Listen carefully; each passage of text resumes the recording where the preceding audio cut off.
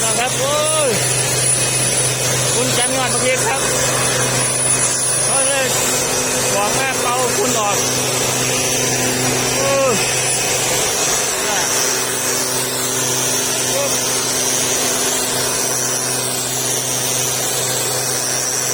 อายุใต้เขาครับคุณจำขนาดอยู่ในห้องนี่นะครับขนาดอยู่ในเฮาเนาะ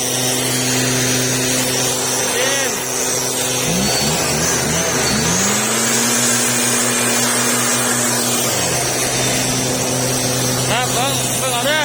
คุณจับเงินมาที่แกงที่เพื่อนครับตั้งมาเป่าออก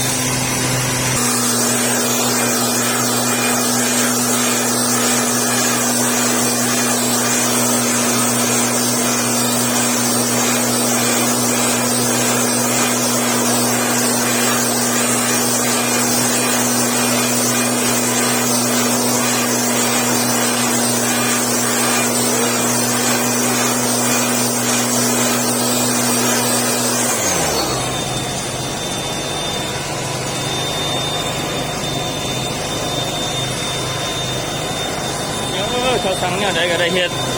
ทำมาขายเจ้าของครับพี่น้องครับมาประเทศนี้ครับโอ้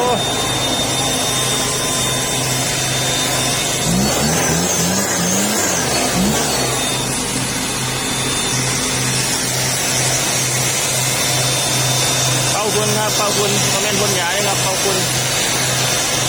ออกจากงานไปทีเด้อเบิ่งเอา